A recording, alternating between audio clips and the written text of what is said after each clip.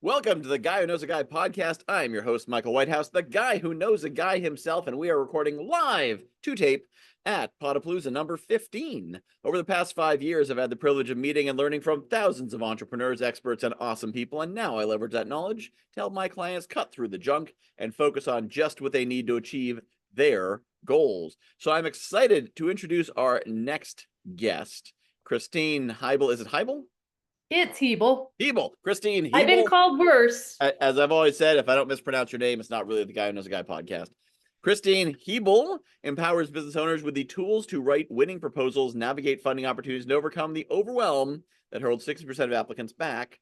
Through a proven process, she helps entrepreneurs take action, unlocking free money that fuels their business growth. That's free money.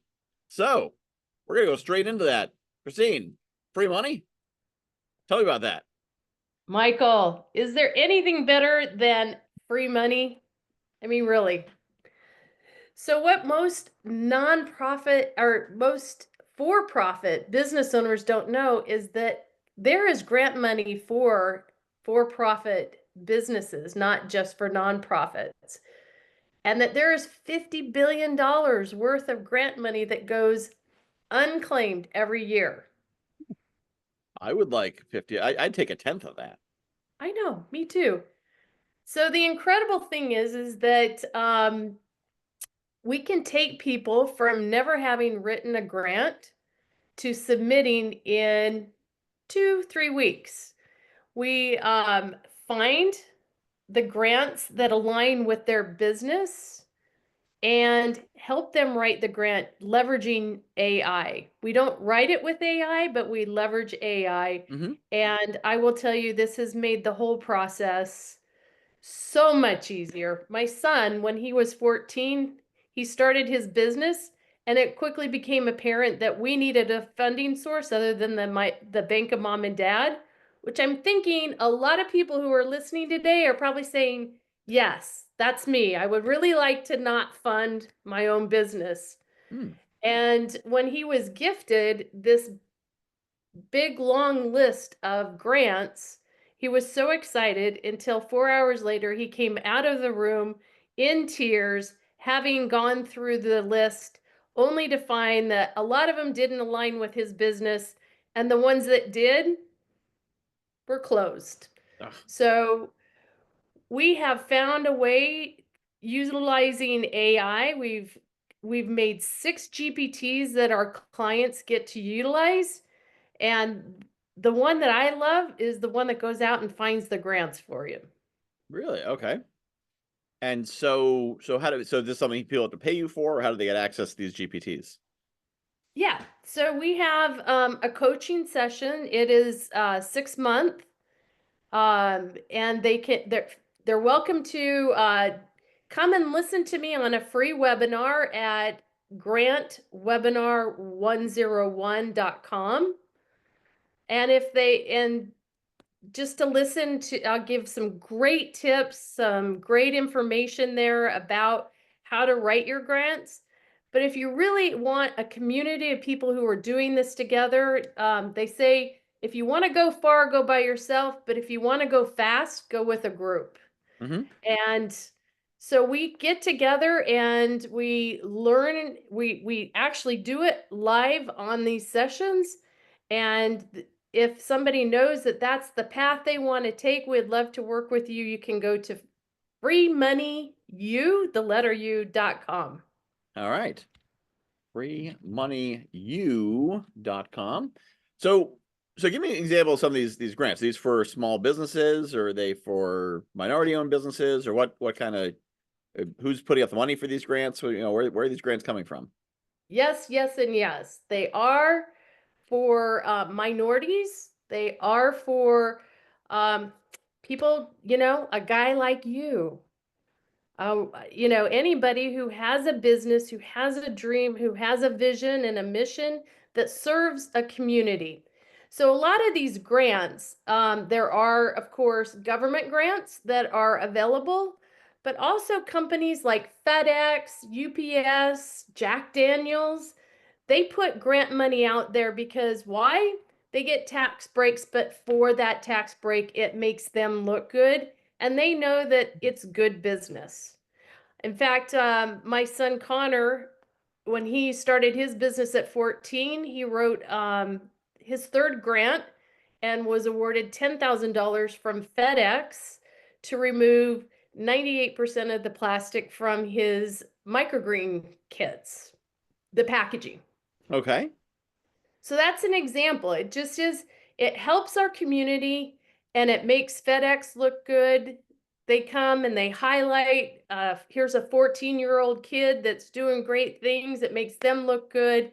And it really infuses money back into what we know is the backbone of the country is Hmm. the small business. I think the statistic is that 95% of people are employed by a small business.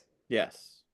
Okay. Yeah, I'm glad to hear it's not just because when you said grants, I was thinking like federal government grants, and as we record this, federal government is a um, inconsistent funding source.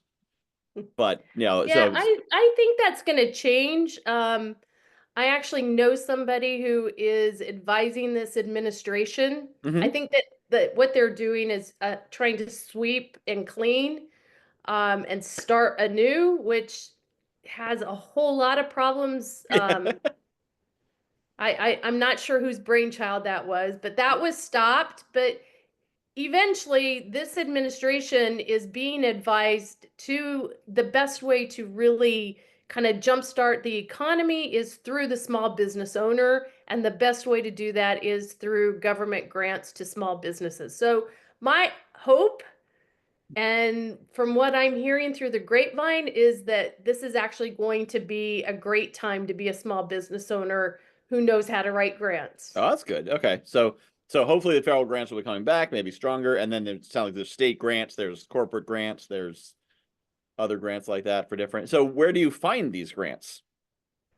Well, if you're lucky enough to be one of my clients, we find them by utilizing the GPT that was written that goes out and aligns the the thing that's so cool about it, it actually aligns your business and your mission with grants that are available out there. So Okay. you're not having to weed out the ones that aren't open and the ones that don't align with you. And you can run this GPT as many times as you want till you find that one that you want to go after. And what we recommend is that people start with what I call micro grants. They're the ones between $5 to $25,000. They're pretty easy to write. Hmm. Um, they don't have reporting on the tail end of them, so you don't need that knowledge of how to set up and report back. And it's free money. You don't have to pay it back. And like FedEx, they like to look good, and so they like to promote who they give the money to. They like to follow up and give you some free publicity. Okay. Interesting. So that's through your GPT program. And so you're saying the challenge is if someone just goes out, are there websites that have grant listings or lists and things like There those? are But a then, number of different sites. There's Hello Skip. They do a pretty good job. Hello Alice. They go after the same type of grants that I'm talking about, the ones that are easy to write. And the interesting thing about doing this, I recommend that every business owner goes through this process, mhm. whether you need a grant or not. And the reason I suggest that is because as you write these grants, you're going to be given 350 words to describe how you got into this business, or what are your goals, or tell us about your business. And so it really sharpens the axe on your pitch, it sharpens the axe on your elevator speech. And what we found is that after writing about 3 of these grants, my son completely changed the way he talked to his customers. He Interesting. quit verbally vomiting information on them, and he was able to, in a brief statement, tell his customers what he does. And then he listened. His listening of what his customers are asking got so much better. He actually started speaking into their listening. Interesting. That makes a lot of sense. It sounds similar to, there's a 2-line introduction that I teach, which is, how problem exists, what I do a solution. And I found I work with people on that. It clarifies their business, because some people get really stuck and they can't explain it in 2 lines and they go rambling on. And then you go look at their website and looks the same way. Look, this is me, it looks the same way, because they are not clear on what problem they solve. They're not clear on what their solution is. So Yeah. I can imagine that same exercise of going through, what is your business in 350 words is very valuable. And solves a lot of people a lot of problems. So Yeah, yeah. I really love your work then, because I have a lot of clients that come and talk to me, and sometimes they don't even have a mission or a Mhm. vision or know what their goals are. And so I think it's really important for somebody to work with someone who can hear it from outside. Sometimes the fish doesn't know they're in water. Mhm. Sometimes we can't see what we can't see because we're in it. Yeah. Well, and it's one of the challenges in this particular time in uh, economic history is, for decades you were told, go get a job and that'll support you, Yeah. and get good grades, go to a good school, get a degree, get a good job, work 35 years. But a lot of it was basically, you work for the company. If you work for the company will work for you. You take care of your boss take care of you. And that compact has been broken over the last 30, 40 years. And some people figure that out early, and some people figure that out later when they, give 17 years to a company and then get laid off, in spite of late nights and weekends and everything, and boop, out with Monday's trash. And then they say, this is not so good. So then suddenly they say, oh, I guess I got to start a business. I don't know how. I don't know what I want to do. I've got these skills. I don't know which one I need, Yeah. but what do you want? So I think it's a challenge. A lot of people end up thrown into that, but they can't just go back to work, either because they're fed up with it, or they just can't get hired because Yeah. nobody wants to hire someone at their age or their level of experience or whatever, and they're forced to go in entrepreneurship, but it's not really clear what the step is for them. Yeah.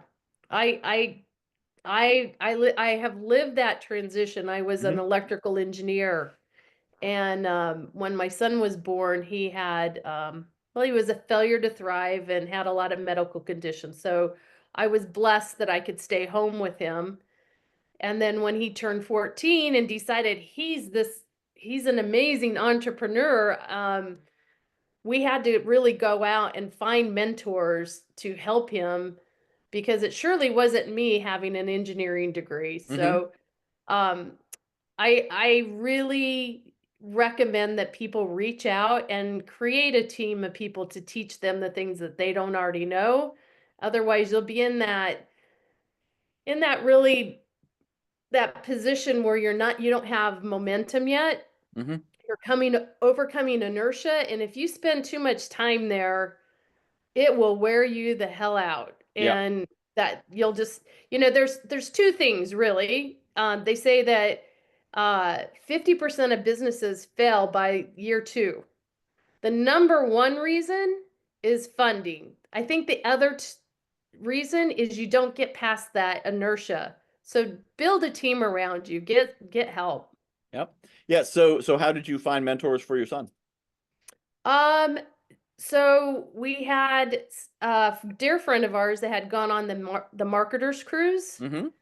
And what a better way to just connect with people who are doing what they're doing than to spend a week on a cruise and sit around at Pizza and Profits and talk about all things entrepreneurship. Oh wait, son, microgreens. I met your son.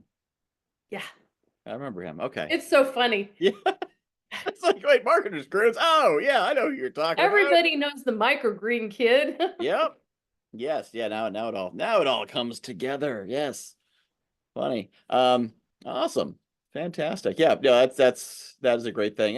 And that's the thing is there are those places like, like the marketers groups, if you can get into it. And if you can get into it early, that's really awesome. It's one thing I think, my daughter's 10 and I don't know what she's going to want to do or where she's going to want to go. But one of my goals is to position her with these resources so that she's not at 40 like I was, Yeah. trying to figure out how to find things. Now I had the benefit of being a compulsive networker, so I just sort of started meeting people and getting out there. But without that, I don't know how people, I'll talk to people like, what have you been doing for the last 6 months? And they really can't say. They've been going to summits, listening to podcasts, taking courses, but they're not doing anything. They're just sort of sitting there and spinning their wheels.